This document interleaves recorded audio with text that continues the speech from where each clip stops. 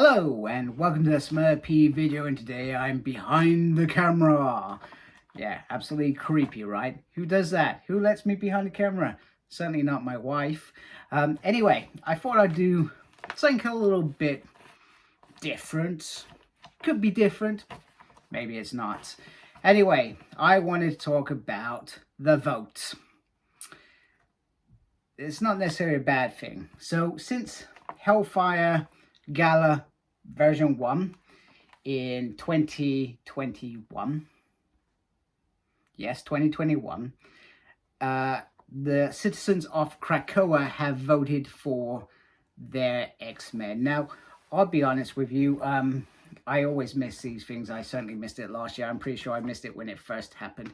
I think people on the first one perhaps got to vote for almost a whole team other than Jean and Cyclops. I could be wrong. And then I think the writers decide on a majority of the team, and then they just ask us to pick one candidate to join them. So this vote, and I'm probably hearing it very late, went live on the 31st of January, and it ends on the 3rd of February. So in the UK, where I am, is the 3rd of UK, and in about 6-7 hours, it's midnight and it's the 4th. However, if you are in the US, I believe, I could be wrong, was it Eastern Standard Time? I believe your time there is my 4:59. So you almost have another 8 hours. So I think that's, I could be wrong, the far west of America, and sort of time progresses that way. Once again, could be wrong. Not an expert at these things. So I have some paper, looking like a newsreader. I should want some glasses. That would have been cool. So I got the Hellfire Club Gala here because I thought it'd be quite cool to have it here. I just wanted to talk about who we could decide on the last member. So the candidates are, if you haven't seen them already, Cannonball, Dazzler, Frenzy, Jubilee, Juggernaut, and Prodigy. So, who are these candidates? Do you know them? And who are you going to vote for? Well, personally, I'm not going to tell you now. I'm going to tell you at the end, because that would be suspicious. No, not suspicious. It would be a bit preempting. So, first candidate, the one and only Cornball from Kentucky, Cannonball. Now, Cannonball has been affiliated with the X-Men on a few occasions. So, but he was part of the New Mutants, and then X-Force until probably the mid-90s, and then he decided that, if I remember correctly, X-Force wasn't the direction he wanted to go with. He joined the X-Men, and then the whole Onslaught thing happened, and then he sort of returned as an X-Men on several occasions, part of Chris Claremont's Extreme X-Men, and then the Uncanny X-Men run. Mike Carey's X-Men was pretty cool. I did enjoy that run with him in. And recently I felt like, is he in New, he's not really in New Mutants, is he? Is he in space with Sunspot? I could be completely wrong, but I've lost track of Cannonball. But Cannonball is a great character. And I think he's got a kid somewhere in space as well. So next up is the one and only Dazzler. Now, big fan of Alison Blair. I feel like I always loved the Outback Australian X-Men. I didn't mean to try and sound Australian then. And that was probably quite rude, actually, if I did sound Australian. I like Dazzler. I feel like there is a lot of potential there. Now, I guess the idea for me is I want to throw somebody in there who's going to throw a sort of curveball, etc. So, but she has been an X-Man many a times, and she fits in very well. And I think at the moment she's part of this vampire hunting team with Jubilee, I feel. I could be wrong, but I feel like she could certainly be in there. Frenzy, I feel like Frenzy would be a decent character. So Frenzy sort of went on this road to redemption, particularly after X-Men Legacy, and you could maybe say as far back as Uncanny X-Men, where I'm trying to think when it was, where Asteroid M ended up on the ground. She fell in love with Scott Summers, so Age of X as well. So she was a big part of X-Men Legacy, and she's been on this sort of journey. And I feel like Frenzy would be quite an interesting character to throw in there, especially if she still got feelings for Scott. That would be quite interesting in itself. I feel like she's not your average X-villain or your standard X-man. She loses her temper. She likes to do things, but I feel like she is on some sort of journey going back. Next up, we have Jubilee, and who cannot forget Jubilee's first encounter with the X-Men in a mall, American mall, after the X-Men went through the portal to, what were they called?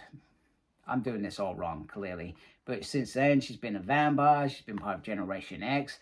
She's had a journey. She's got an adopted son, Shogu, and was recently in Excalibur, which was pretty awesome. And I feel like her, if she's in it, her and Cinch would be quite an interesting sort of dynamic in terms of how they bounce off each other. Has she really matured? I mean, we clearly think Cinch has. He's matured in his powers as well. Whereas Jubilee, has she really developed? So maybe this could be a good growth. And then we have the Juggernaut, the unstoppable Juggernaut. So once again, somebody who I think could be dropped in there quite nicely and could not easily be a standard X-Men, maybe ruffle a few things. I feel like Havoc's done that really well recently. He comes in, he's a bit of a mess, etc. You know, not all quite there, etc. Whereas K-Marco is, you know, he doesn't like listening to people, but he has been an X-Man. He was part of Havoc's team.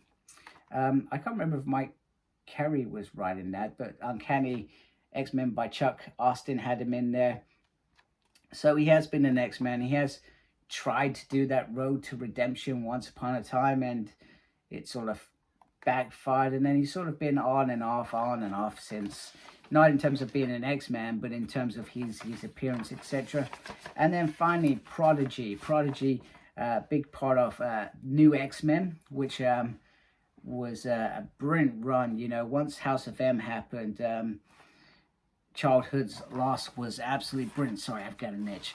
Was absolutely brilliant, and Prodigy just brings something in there. So I think what you need to think is, what is the dynamic already in that team? And I guess the other thing is that I have voted. Is this the cool thing, or do we want writers to choose our characters, or is it a nice way of bringing us into this decision making? And if we make the wrong decision and the writer does a bad job, and let's hope Jerry Dugan's still on this thing, because I can't see him doing a bad job, is it a case that we could end up being to blame if things go wrong? Probably not, but if we find that a writer's doing something, I'll certainly in my comment reviews pick it up and say, well, he's not doing a good job, is he there, Joe? Do you know what I mean? Joe isn't a real person, by the way. I just said a name there. In terms of this X-Men vote, I understand what Cyclops Scott Summers was trying to achieve. He was trying to create a sort of I can't even say the word. Giving other Krakoas an opportunity to vote for these characters, I feel like that is perhaps a good thing. But when you're changing the team every 12 months, you lose some of the consistency of that team. For example, Sunfire, perfect opportunity. He was in the X-Men world, and then all of a sudden he became, the last sort of 4 or 5 issues, maybe I'm wrong, he just became a sort of back burner on Arico. You know, watching, what's his name, who we haven't seen for ages. That's how much I've forgotten him. That guy who's teaming up with Orchis, and that's a bigger story in the background, which I hope is still growing. So that sort of stuff, you lose that consistency, and maybe it ends up with stories being rushed as well to tie up certain characters' development. You know, is Firestar going to be in the next X-Men run when we slowly start to grow in seeing her, etc.? So I feel like there's lots of variables or things that could go right, could go wrong. I'm not sure if I would continue enjoying this new team, because it's only just changed, remember? Feels like, yes, it only just changed. You know, brand new team. We're slowly growing into this team, and then all of a sudden we're going to change it and revamp it. We've got another team. So for me, a good core X title evolves around a consistent group. Now, you're always going to say, well, Gene and Scott are always there.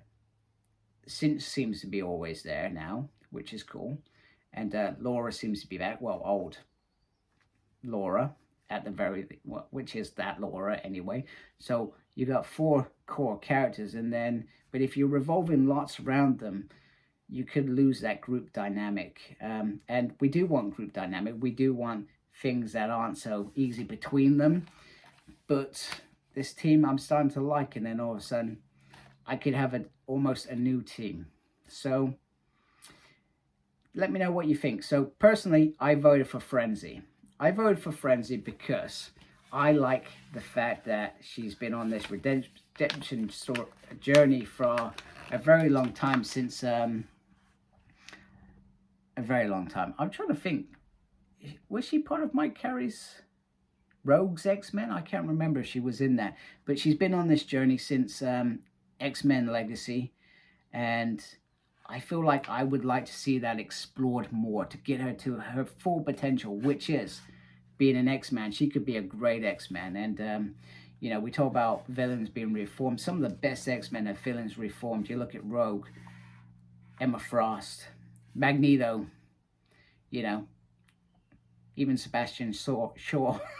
I said that wrong. So yeah, let me know who you voted for. Are you voting? Have you forgotten? I'm going to try and drop the link in below. Make sure you're subscribed as well. Really appreciate that. If you like my stuff, you may not like my stuff. It's entirely up to you. Make sure you look after yourself. Very important these days. And as always, embrace geekiness. Take care. Goodbye.